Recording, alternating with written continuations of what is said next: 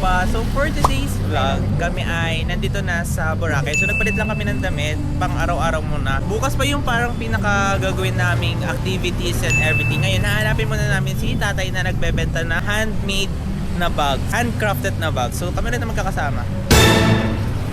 Diba? So hanapin. Bali pupunta kami sa Mayhenan kasi doon namin sila titingnan. So let's go. Doon na kami. Madilim pero yung hampas ng hangin, pasok na pasok kasi papunta na siyang dagat. Ayan, ito yung dinadaanan namin. Yung iskinitang yan, papunta na yung dagat. Ayan, we're here.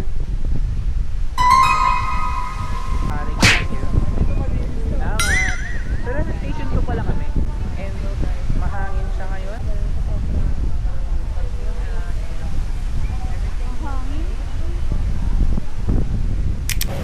So mga tropa, hinahanap lang muna namin yung Island Inasal. Doon muna kami kakain ngayon. And nandito kami sa Station 2. Or lampas na yata kami ng Station 2 kasi bumalik kami. So mga tropa, nandito na kami. Madami palang kumakain dito. So tara mag-inquire. So mga tropa, we are here sa Chicken Inasal. Dito sa Boracay. And yung kakainin namin, itatry ko, siguro yung ano na lang, ay pecho, which is breast and wing with rice and achara. So i-rate natin ay, yung pecho food na lang nila. din pala. Ito yung mga price list nila. Breast and beef. Ayan. Sige, ito na ang ating mango shake. Ayan. See, tikman muna natin. Ay, fresh.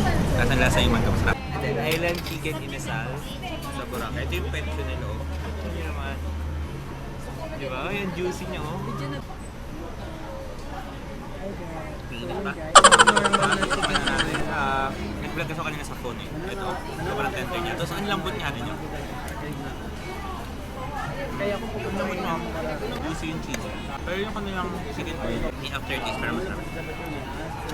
Yung aftertaste ng chicken oil para medyo smoky para sa panlasa ko. Ito naman kanilang atsara. Matamis siya.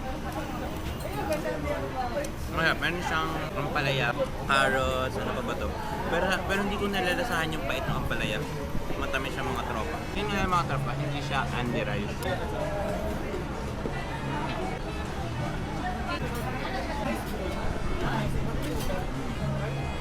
So mga katropa, update 6:40.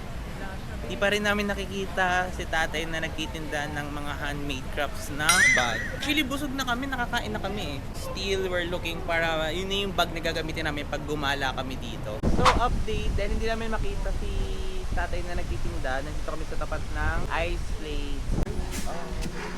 Ito yung mga best seller sa single flavor, sir. Mango to watermelon, our top seller po, mango coconut. Sige, isa po nito. Ayan.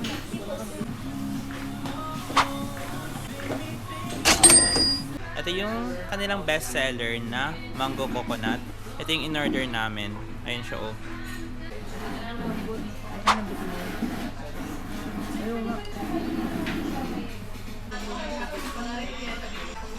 Ikaw nga natin.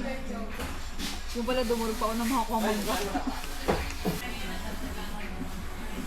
Nawala yung mangga, kinuha mo lahat? Hindi na kay Ria. Wala talaga ako nakain na. Eh baka na inalong lalagyan.